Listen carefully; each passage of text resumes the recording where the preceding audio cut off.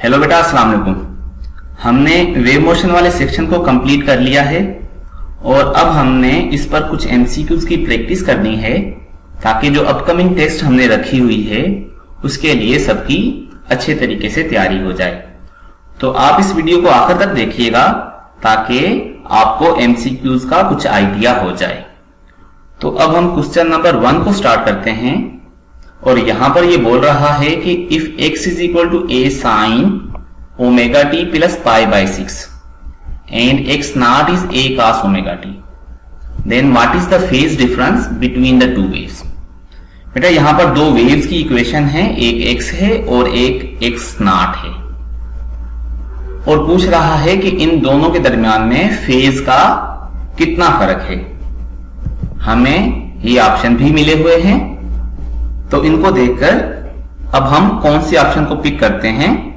तो उसके लिए बेटा हमें पता है कि अगर x जो है वो a sin ओमेगा टी होता और x नॉट जो है वो a cos ओमेगा टी होता, अगर ऐसा होता सपोज करें, तो फिर एक साइन वेव हो जाती और एक कोसाइन वेव हो जाती और साइन और कोसाइन वेव में तो 90 डिग्री का फर्क होता है और आगे कौन होता है, कोसाइन वेव जो है वो साइन वेव से 90 डिग्री आगे होती है।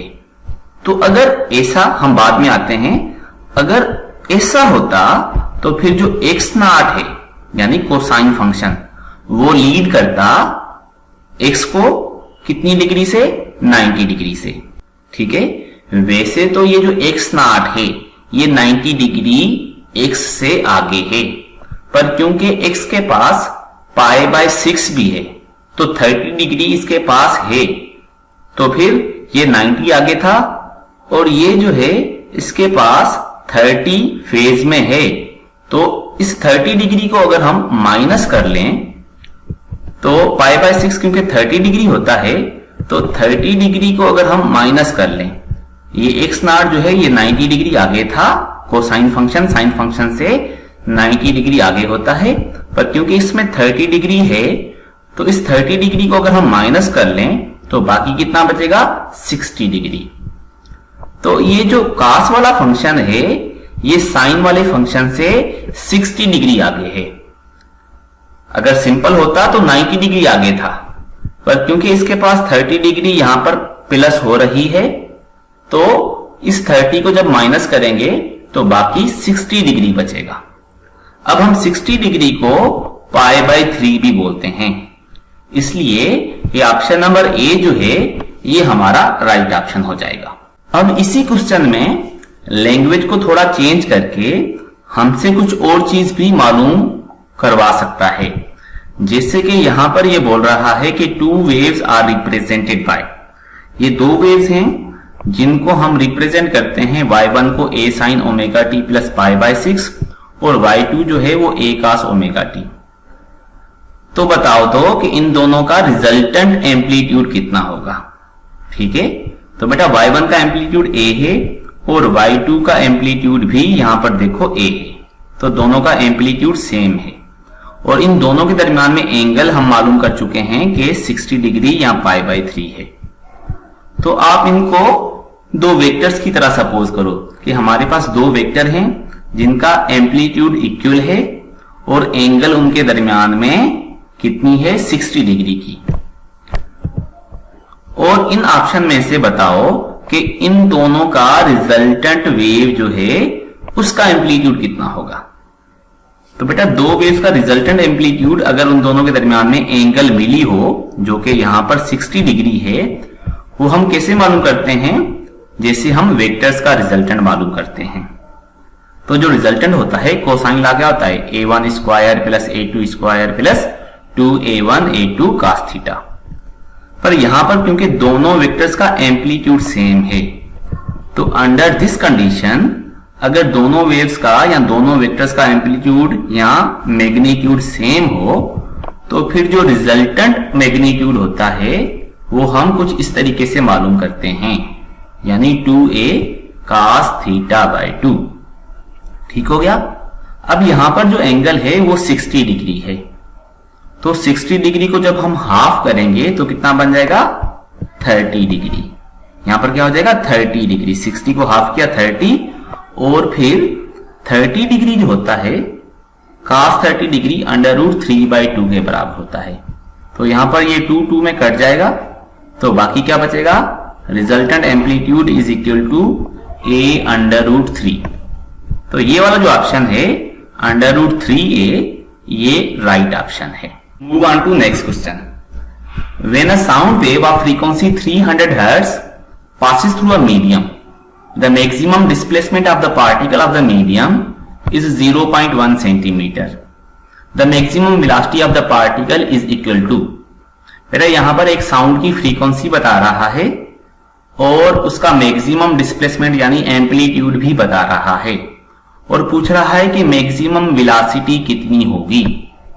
तो बेटा इसके लिए हमारे पास ये ऑप्शन भी हैं, और हमें पता है कि ये जो मैक्सिमम वेलोसिटी होती है, हमने सिंपल हार्मोनिक मोशन में पढ़ा था कि ये x0 ओमेगा के बराबर है। x0 हमें 0.1 सेंटीमीटर मिला है, और ओमेगा जो है वो हमें 2πf के बराबर होती है। तो क्योंकि फ्रीक्वेंसी मिली हुई है तो हम यहां से ओमेगा भी मालूम कर सकते हैं। तो सबसे पहले हम देख लेते हैं कि x0 जो है वो 0.1 सेंटीमीटर है, और अब हम इसको मीटर में कन्वर्ट नहीं करेंगे क्योंकि हम ऑप्शन देख रहे हैं कि ऑप्शन के अंदर जो जवाब हैं वो सेंटीमीटर में हैं। तो हम एम्पलीट्यूड को सेंटीमीटर में ही रहने देते हैं, और ओमेगा जो है वो आपको पता है कि 2πf के बराबर है। अच्छा, ये मैक्सिमम वेलोसिटी में अगर हम अब वैल्यू पुट करते हैं तो एम्पलीट्यूड की वैल्यू है 10⁻⁻1 सेंटीमीटर, 0.1 को हम 10⁻⁻1 भी लिख सकते हैं, और आगे जो ओमेगा है उसकी वैल्यू होती है 2πf। तो ये 2, ये पाए, और फ्रीक्वेंसी कितनी है बेटा 300। तो जब हमने सारी वैल्यूज को पुट कर दिया, अब ये 300 जा कितना हो जाएगा 600, और 600 के साथ जब 10⁻⁻1 लगेगा तो एक सिफर चला जाएगा, बाकी बचेगा 60, और यहां पर ये पाई भी है। तो आंसर आपका क्या निकलेगा 60, और साथ में पाई भी है, तो 60 पाई सेंटीमीटर पर सेकेंड। यहां पर देखो 60 सेंटीमीटर भी है, पर क्योंकि ये पाई भी है तो आपने आंसर को गौर से देखना है। तो हमारा राइट ऑप्शन क्या हो गया, A is the right option. Move on to next question. Next जो क्वेश्चन है उसमें ये बोल रहा है कि the wavelength of sound in air is 10 centimetre. हवा के अंदर एयर की जो वेवलेंथ है वो 10 सेंटीमीटर है। तो बताओ फ्रीक्वेंसी कितनी होगी अगर साउंड की वेलोसिटी जो है वो 330 मीटर पर सेकेंड है। इसके लिए हमें ऑप्शन मिले हैं। अब हम इसको सॉल्व कैसे करेंगे, बेटा हमें पता है कि वेलोसिटी जो है वो v = μ के बराबर होती है, पर हमें क्योंकि फ्रीक्वेंसी चाहिए तो f जो है वो v/λ के बराबर हो जाएगा। अब यहां पर हमें वेलोसिटी जो है वो मीटर पर सेकेंड में मिली है, तो हम वेवलेंथ को भी मीटर में कन्वर्ट करेंगे, क्योंकि मीटर में मरेगा तभी काम होगा। तो ये जो वेलोसिटी है ये 300 मीटर पर सेकेंड हो गई। तो ये जो वेवलेंथ थी ये 10 सेंटीमीटर थी, इसके हमने मीटर बना लिए, तो 10 centimetre is equal to 1 metre. अब हम वैल्यूज पुट कर देंगे कि फ्रीक्वेंसी वेलोसिटी के बदले 330 और ये वेवलेंथ मीटर में होकर बन जाएगी 1। तो जब हम इसको सॉल्व करेंगे तो फ्रीक्वेंसी कितनी हो जाएगी 330। अब फ्रीक्वेंसी का यूनिट हर्ट्ज भी होता है, सेकंड इनवर्स भी होता है, वाइब्रेशन पर सेकंड बोलो, साइकिल पर सेकंड बोलो, ये सारे आंसर सही हैं। तो ये जो ऑप्शन ए है 330 साइकिल्स पर सेकंड, ये आपका राइट ऑप्शन हो जाएगा। To next question, which one of the following statement is wrong. बताओ कि कौन सी स्टेटमेंट गलत है। इसके लिए हमारे पास कुछ ऑप्शंस हैं। Option number A, sound travel in a straight line, तो ये सही बात है, लेकिन हमें पूछ रहा है कि रॉन्ग क्या है। Option number B, sound travel as a waves, ये भी सही है, साउंड वेव की तरह ट्रेवल करती है। Sound is a form of energy, ये भी सही है। ऑप्शन नंबर डी में क्या बोलता है कि sound travel faster in vacuum than in air. बेटा ये बात गलत है, क्योंकि साउंड वैक्यूम में ट्रेवल ही नहीं कर सकती। तो क्योंकि वो पूछ रहा है कि रॉन्ग क्या है, So this is the right option. Move on to next question. The equation of progressive wave traveling on a straight string is y is equal to tan sine t upon 0.02 minus x upon 100, where x and y are in centimeter and t is in seconds. What is the speed of a wave? Problem में हमें एक wave की equation बता रहा है और पूछ रहा है कि वेव की स्पीड कितनी होगी। हमारे पास ये ऑप्शन है। अब हम इसको कैसे सॉल्व करेंगे, इसके लिए हमें पता है कि जो प्रोग्रेसिव वेव्स होती हैं उनकी जो जर्नल इक्वेशन है वो क्या होती है, उसमें y is equal to a sin omega T minus K X होता है। हमें वेव की वेलोसिटी को मालूम करना है। तो अब हमें पता है कि t के साथ जो कोफिशिएंट होता है वो ओमेगा होता है और x के साथ जो कोफिशिएंट होता है वो वेव नंबर होता है। तो बेटा अगर हम इस स्टैंडर्ड इक्वेशन को इस इक्वेशन के साथ कंपेयर करें तो यहां पर t का कोफिशिएंट क्या है, तो t का जो कोफिशिएंट है वो है 0.02, सॉरी 1/0.02। इसी वजह से t का कोफिशिएंट जो है वो ओमेगा होता है। तो यहां पर t का जो कोफिशिएंट है वो किसके बराबर है, 1/0.02। ठीक हो गया। अब ओमेगा क्योंकि 2πf के बराबर होता है तो यहां से जो f हो जाएगा वो ओमेगा/2π के बराबर हो जाएगा। अगर हम यहां पर ओमेगा की वैल्यू रख दें तो ओमेगा की वैल्यू क्या है, 1/0.02 और नीचे ये 2π।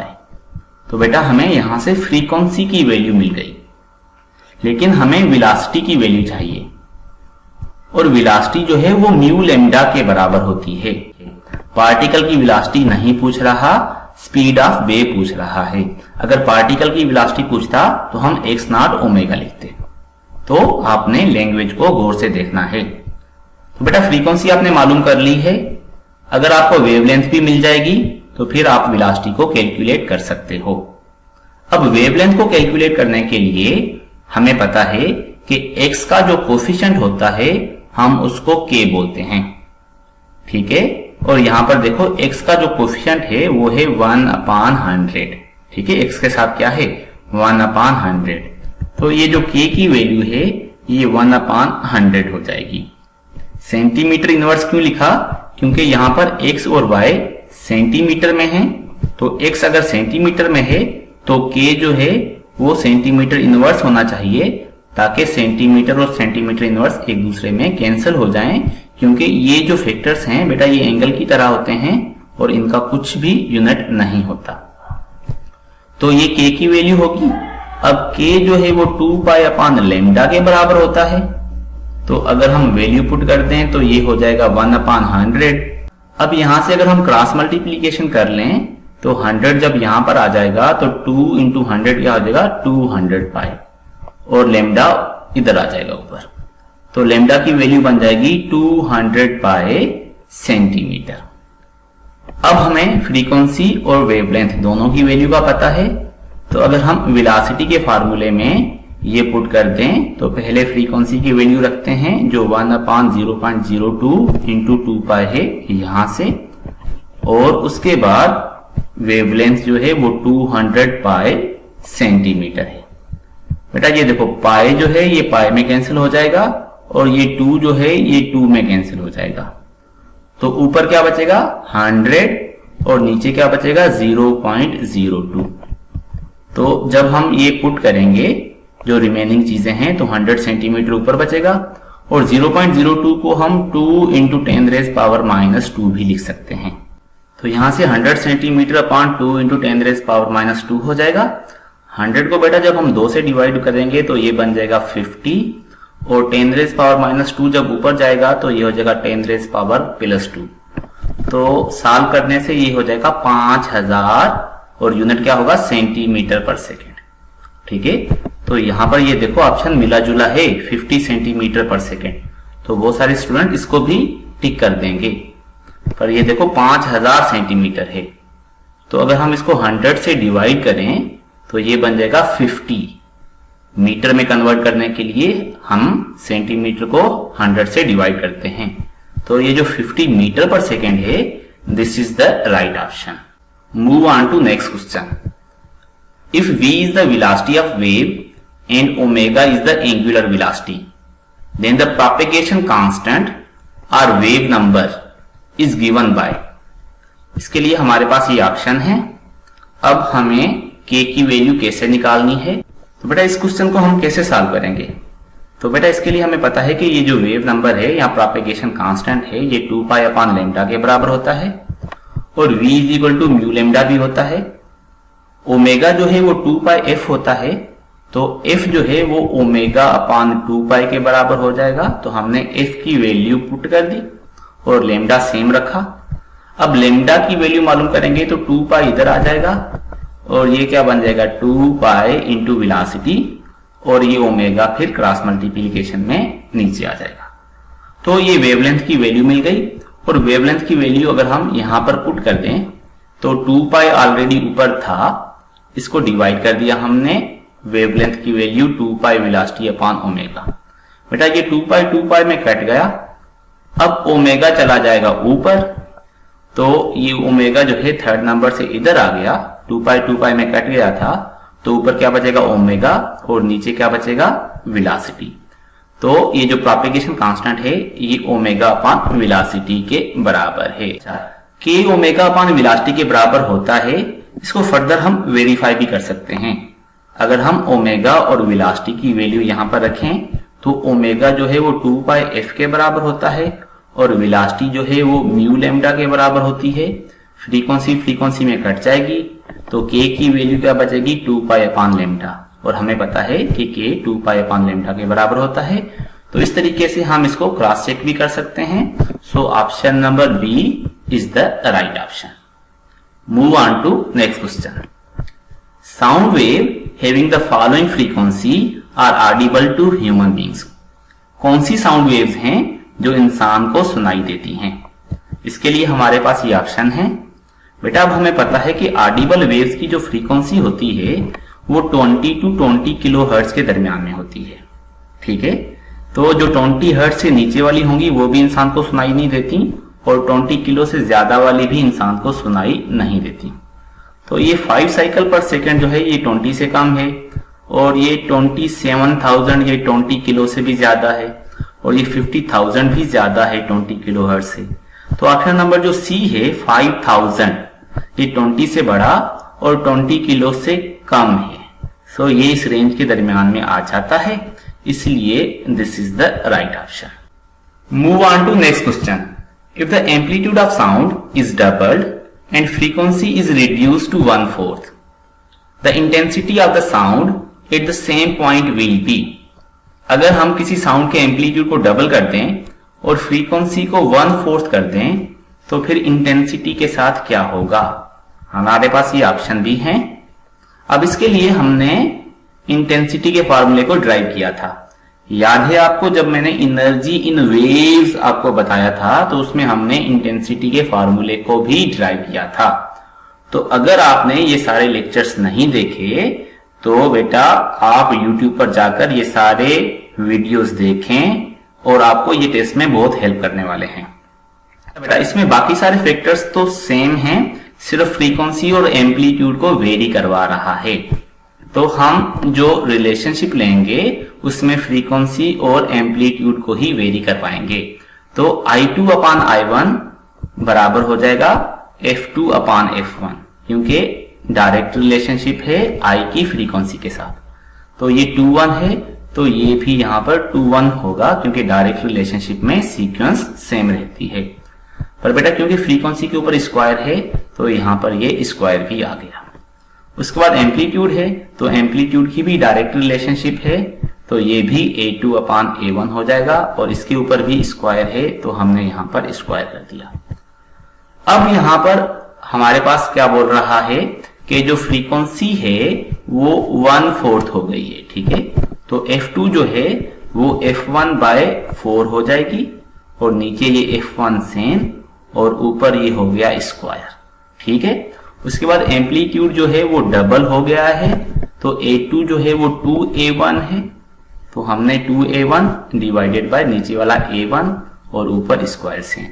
बेटा ये a1 a1 में कटेगा और f1 f1 में कटेगा, तो यहां पर अब क्या बचेगा 1/4, ठीक है, और उसका जो स्क्वायर है वो 1/16 हो जाएगा। यहां पर ये a1 a1 में भी कटेगा तो 2 बचेगा और 2 का स्क्वायर हो जाएगा 4, ठीक है। 1 4 जा 4, 4 4 जा 16। तो फर्दर सॉल्व करने से क्या हो जाएगा I2/I1, यहाँ ये I1 उधर जा सकता है और इधर क्या बचा था 1/4, तो I2 जो है I1/4 के बराबर हो जाएगा। इट मीन्स कि न्यू फ्रीक्वेंसी जो है ये ओरिजिनल फ्रीक्वेंसी का 1/4 हो जाएगी। ऑप्शन नंबर सी, यानी कि decrease by a factor of 4। This is our right option. Move on to next question. Which one of the following expression is that of simple harmonic progressive wave? बताओ कि simple harmonic progressive wave की equation कौन सी है। तो ये हमारे पास option है। अब इनको जरा गौर से देखें कि ये जो a sin ओमेगा टी, ठीक है, ये सिंपल हार्मोनिक मोशन में y की वैल्यू ac ही होती है, पर यहां पर क्या बोल रहा है प्रोग्रेसिव वेव, यानी कि ट्रेवलिंग वेव। अगर हम ऑप्शन बी को देखें तो ये है a sin omega T cos kx।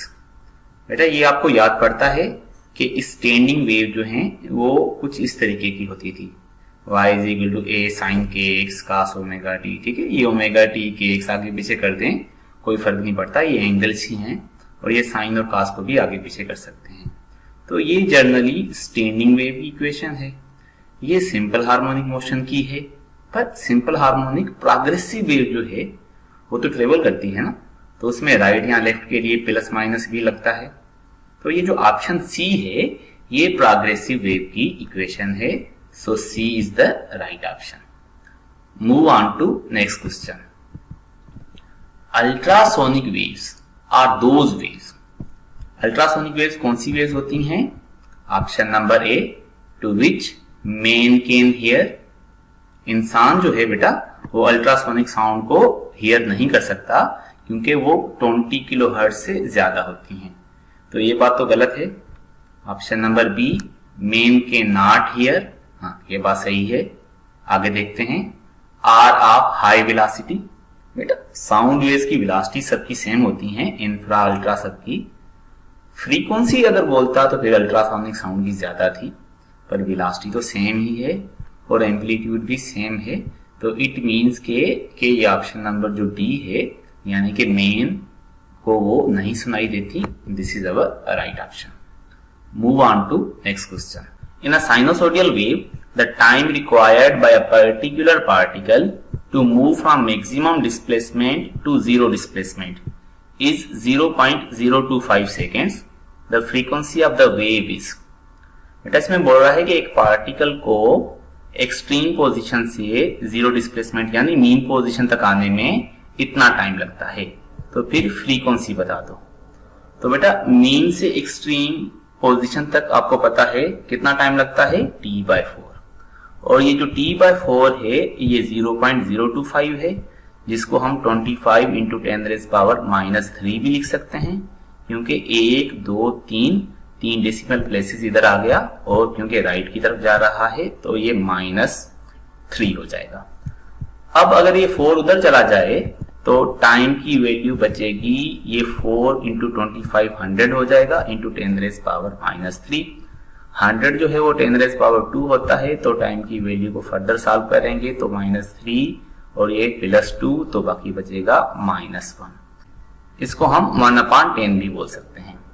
अब क्योंकि हमें फ्रीक्वेंसी पूछ रहा है और फ्रीक्वेंसी टाइम का रेसिप्रोकल होती है, तो टाइम है 1/10, तो फ्रीक्वेंसी क्या हो जाएगी रेसिप्रोकल करने से 10। So these are our options, so option number D is the right option.